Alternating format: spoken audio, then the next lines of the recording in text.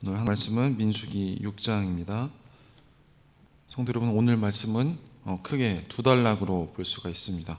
먼저 1절부터 8절까지는 나실일 서원과 준수 사항에 대해서입니다. 더 작게 보면 1절부터 4절까지는 금주와 그리고 포도류의 금지 규정입니다. 그리고 5절부터 8절은 삭발 금지와 사체의 접촉 금지 규정입니다. 두 번째 단락 9절부터 12절은 규례를 어긴 나실일의 재성별에 관한 규정입니다. 먼저 1절부터 4절을 보면 여호와께서 모세에게 말씀하여 이르시되 이스라엘 자손에게 전하여 그들에게 이르라. 남자나 여자가 특별한 서원 곧 나실인의 서원을 하고 자기 몸을 구별하여 여호와께 드리려고 하면 포도주와 독주를 멀리하며 포도주로 된 초나 독주로 된 초를 마시지 말며 포도즙도 마시지 말며 생포도나 건포도도 먹지 말지니 자기 몸을 구별하는 모든 날 동안에는 포도나무 솟아는 씨나 껍질이라도 먹지 말지며. 이스라엘 백성들 가운데 어떤 사람이 하나님 앞에 특별한 서원 곧 이 나실인의 서원을 할 때 규례를 지금 소개하고 있습니다.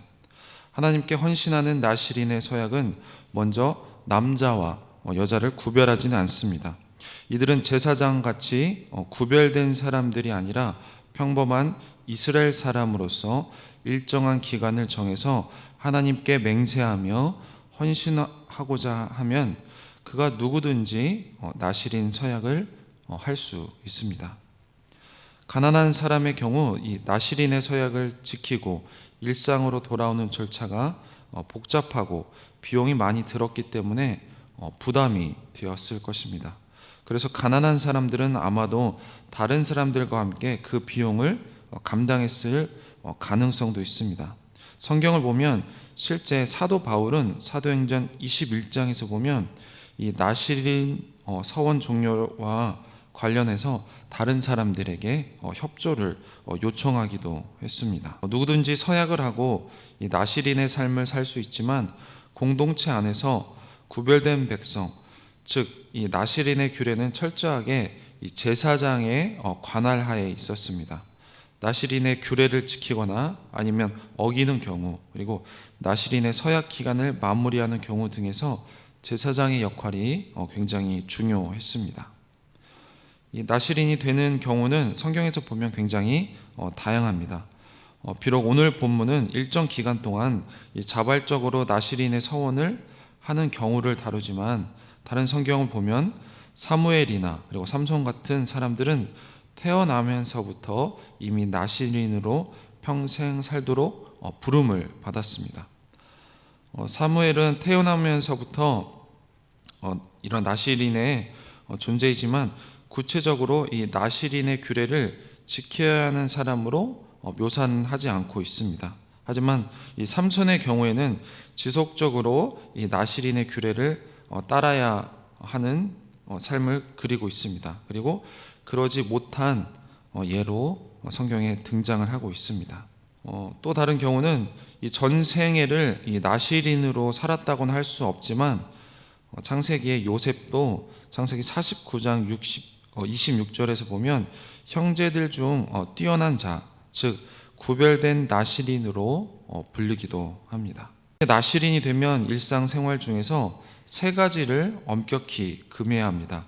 첫 번째, 포도주와 독주, 그리고 포도의 소산의 어떤 것도 먹어서는 안 됩니다. 보통 포도주와 독주를 마시지 말라고 하는데 여기서 독주는 기타 과일이나 아니면 곡식으로 만든 술임을 고려한다면 사실상 나실인은 술 자체를 마실 수 없는 것입니다. 또한 포도나무에서 난 모든 것이 금지되었습니다. 또한 여기서 포도주로 된 초라고 하는데 여기서 초는 히브리어로 호메츠라고 하는데 이것은 포도나 다른 곡식을 발효시켜 신맛을 내게 하는 것으로 오늘날 식초라고 할 수 있습니다. 독주로 된 초와 포도즙, 생포도, 건포도 등 이 포도나무와 관련된 것은 씨부터 껍질까지 전적으로 금지가 됩니다. 이것은 성경에서 포도는 대표적인 풍요와 그리고 기쁨과 쾌락을 상징하는 열매였기 때문에 구별되고 절제된 이 성결한 삶이 요구되는 나실인들에게 이 절제된 삶을 요구하는 것입니다. 다음 단락은 5절부터 8절 말씀입니다. 그 서원을 하고 구별하는 모든 날 동안은 삭도를 절대로 그의 머리에 대지 말 것이라. 자기 몸을 구별하여 여호와께 드리는 날이 차기까지 그는 거룩한즉 그의 머리털을 길게 자라게 할 것이며, 자기 몸을 구별하여 여호와께 드리는 모든 날 동안은 시체를 가까이 하지 말 것이요, 그의 부모, 형제, 자매가 죽은 때에라도 그로 말미암아 몸을 더럽히지 말 것이니, 이는 자기의 몸을 구별하여 하나님께 드리는 표가 그의 머리에 있음이라. 자기의 몸을 구별하는 모든 날 동안 그는 여호와께 거룩한 자니라. 나실인이 두 번째로 금지해야 될 사항은 바로 머리에 삭도를 대지 않는 것입니다. 이 나실인으로 지내는 동안 머리를 깎지 않음으로써 사람들은 그가 지나가는 동안 나실인 서약을 시행하고 있음을 쉽게 구별할 수 있었을 것입니다. 나실인의 머리는 그가 나실인 서약을 행하고 있음을 결정적으로 드러내는 표라고 하고 있습니다. 이것은 마치 왕관과 같다고 할 수 있습니다. 본문 7절을 보면 자기 몸을 거룩하게 구별하여 하나님께 드리는 표라고 하는데, 표가 머리에 있기 때문이라고 하는데, 여기서 자기 몸을 구별하여 하나님께 드리는 이 표가 이 나실인과 같은 어원을 가지고 있는 바로 네데르입니다. 그리고 이 네데르는 단어는 또한 이 왕관의 의미를 가지기도 합니다. 세 번째 금지 사항은 바로 나실인은 시체를 가까이 해서는 안 됩니다. 이 죽음과의 접촉은 생명 되신 하나님과 가장 멀리 떨어진 것으로 자기의 몸을 심각한 부정에 빠지게 하는 것입니다. 그런 이유로 오늘 본문을 보면 심지어 부모나 형제가 죽었을 때에도 이 주검에 가까이 할 수 없다고 말을 하고 있습니다. 이 주검에 의한 부정은 단순히 직접적인 접촉에 의한 것만 해당되지 않습니다. 이 시체를 가까이 하지 말라는 이 히브리적 의미는 시체와 함께 한 지붕에 있지 말라는 뜻입니다. 그러므로 시체와 접촉하는 것뿐만이 아니라 시체와 한 공간에 있는 것 그 자체도 금지가 됩니다. 왜냐하면 시체가 있는 공간도 시체로 인하여 부정하게 되기 때문입니다. 이렇게 나실인에 대한 아주 엄격한 금지 규례는 심지어 제사장 금지 규례보다 더 엄격하다는 것이 그 특징입니다. 일반 제사장은 주검에 접촉해서는 안 되지만 부모와 형제 그리고 자녀 등 직계 가족의 장례를 집행할 수 있었기 때문입니다. 그것이 레위기 21장 1절부터 4절에 나옵니다. 그렇다면 나실인으로 자신을 성별하는 과정은 이 대제사장에게 주어진 규례만큼이나 지금 엄격하게 구별됨을 유지해야 함을 뜻하고 있습니다. 이것은 금주도 마찬가지입니다. 제사장은 직무를 행할 때만 금주가 요구되었기 때문입니다. 마지막 단락 9절부터 12절 말씀 보도록 하겠습니다. 누가 갑자기 그 곁에 죽어서 스스로 구별한 자의 머리를 더럽히면 그의 몸을 정결하게 하는 날에 머리를 밀 것이니 곧 일곱째 날에 밀 것이며, 여덟째 날에 산비둘기 2마리나 집비둘기 새끼 2마리를 가지고 회막문에 와서 제사장에게 줄 것이요, 제사장은 그 하나를 속죄제물로 하나를 번제물로 드려서 그의 시체로 말미암아 얻은 죄를 속하고, 또 그는 그날에 그의 머리를 성결하게 할 것이며, 자기 몸을 구별하여 여호와께 드린 날을 새로 정하고 1년 된 순양을 가져다가 속건제물로 드릴지니라. 자기 몸을 구별할 때에 그의 몸을 더럽혔은즉 지나간 기간은 무효니라. 나실인으로 구별되기 위해서 아주 엄격한 이 제한 규정을 다 지켜야 했기 때문에 의도했던지 아니면 의도하지 않았든지 간에 이 나시린의 규정을 어기고 부정하게 되는 사람들이 있었을 것입니다. 이 나시린의 서약이 깨어지고 나면 그 서약을 다시 시작하는 규정을 따라 다시 성결케 되어야 합니다. 이 서약이 깨어지는 경우를 한 가지 예를 들어서 지금 설명하고 있습니다. 이 나시린의 서약을 한 사람이 의도치 않게 바로 죽음에 노출되는 상황입니다. 갑작스럽게 이 나시린 곁에 있던 사람이 죽게 되어 그 한 공간에 죽음과 함께 있게 되면 그는 그 한 공간에 머물렀고 또 그 죽음을 보았기 때문에 부정하게 되며 나시린의 규례를 어긴 것이 됩니다. 이와 같이 전혀 의도하지 않은 상황에서 나시린의 규례를 어기는 경우도 있지만 나시린의 규례를 지키지 않는 경우도 있고 또한 부주의함으로 부정하게 되는 경우도 있었습니다. 자, 이런 경우 다시 나시린의 정결을 회복하는 길은 오늘 본문에서 이렇게 설명하고 있습니다. 부정하게 되면 이 7일을 기다렸다가 이 8째 날에 산비둘기 2마리나 집비둘기 새끼 2마리를 가지고 회막문으로 와서 제사장에게 주면 제사장은 한 마리를 속죄제물로 다른 한 마리를 번제물로 드립니다. 이 절차에 들어가기 전에 이 서원했던 사람은 다시 정결하게 되기 위해서 이미 부정하게 되었던 이 머리털과 수염을 모두 밀어야 한다고 민수기 19장에서 추가 설명을 하고 있습니다. 그리고 다시 나시린이 되는 그 기간을 정하여서 그날에 1년 된 순양으로 속건 제물을 드려야 합니다. 이 8째 날 이 속건 제물까지 모두 드리고 나면 그의 머리는 마치 처음부터 이 리셋이 되는 것처럼 나시린으로 날이 다시 시작되는 것입니다. 그리고 부정하게 되기 전에 지켰던 날들은 모두 무효가 된다고 오늘 본문에서 말씀하고 있습니다.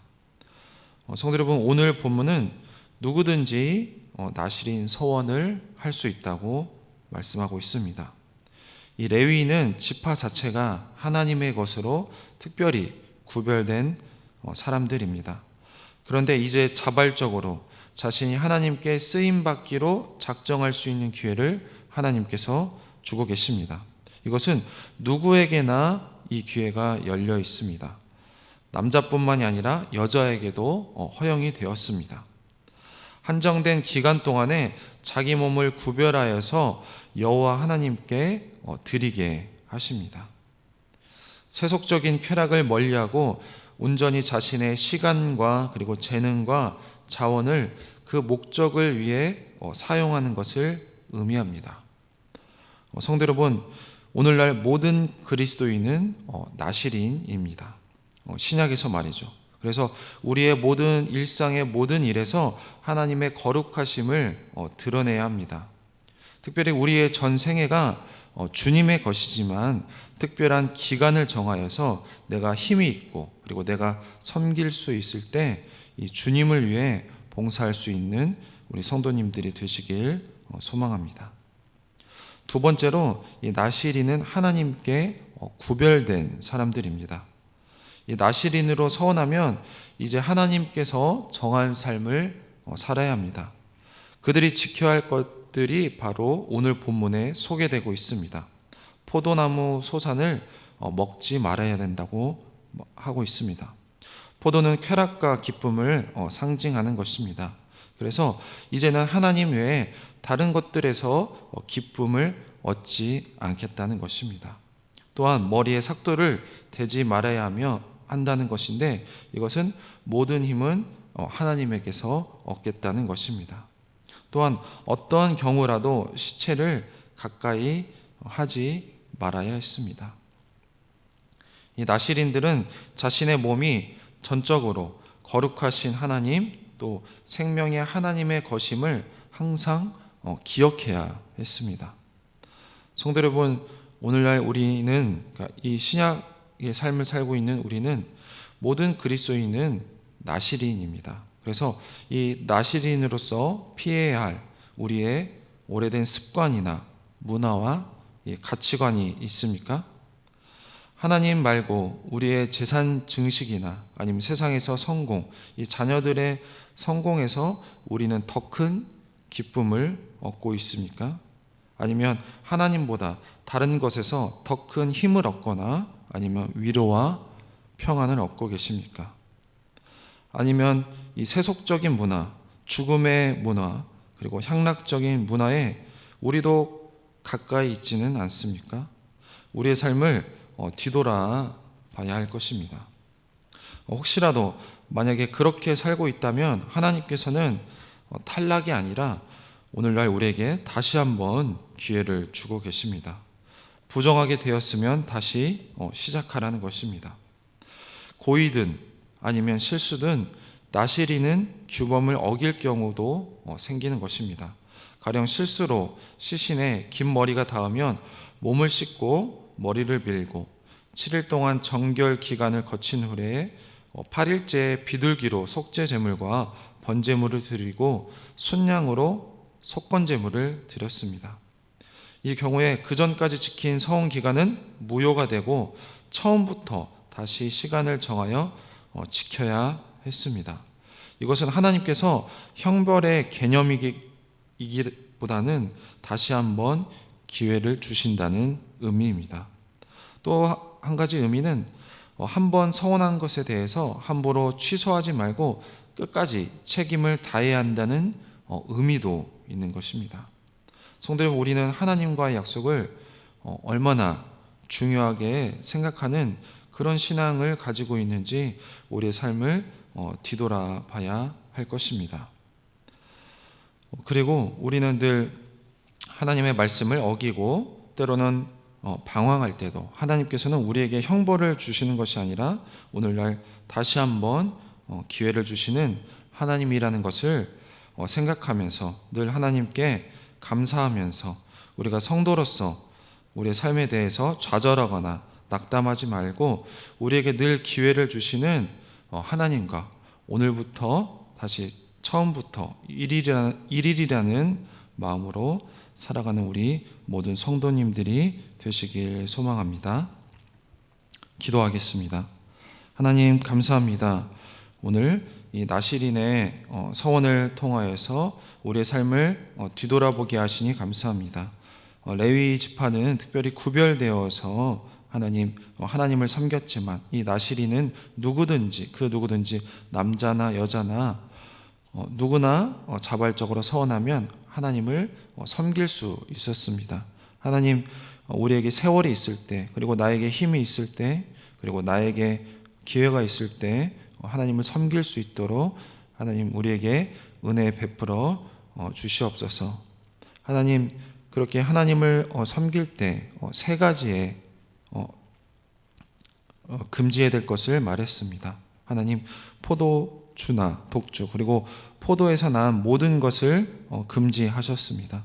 이제는 하나님 외에 다른 것들에 의해서 하나님 기쁨을 얻지 않겠다고 그렇게 다짐하는 것처럼, 그리고 머리에 삭도를 대지 않는 것, 이제는 하나님 말고 다른 것에서 힘이나 위로와 평안을 얻지 않겠다고 다짐하게 도와주시옵소서. 또한 이 생명의 하나님으로부터 이기 때문에 죽음을 멀리하고 이 시체를 멀리하라고 하셨습니다. 하나님, 이제는 그 죽음을 종용하는 그런 문화나 그런 가치관에서 떨어져서 사람을 살리고 사람을 세우는 그런 삶을 살 수 있도록 하나님 도와주시옵소서. 또한 오늘 말씀 통하여서 그렇게 구별된 삶을 살아가다가 하나님 고의든 아니면 실수로 그것을 어겼을 경우에 다시 한번 기회를 주시는 하나님을 보았습니다. 하나님, 우리의 삶 가운데도 우리가 죄를 짓고 하나님 그래서 성도로서 좌절하거나 아니면 낙담하는 그런 성도님들이 있습니다. 하나님, 그런 사람들이 포기하거나 하나님 말씀을 멀리하는 것이 아니라 늘 우리에게 기회를 주시는 그런 하나님을 생각하면서 오늘부터 다시 하나님의 말씀으로 하나님의 사랑으로 일어나는 우리 모든 성도님들이 다 될 수 있도록 하나님이 인도하여 주시옵소서.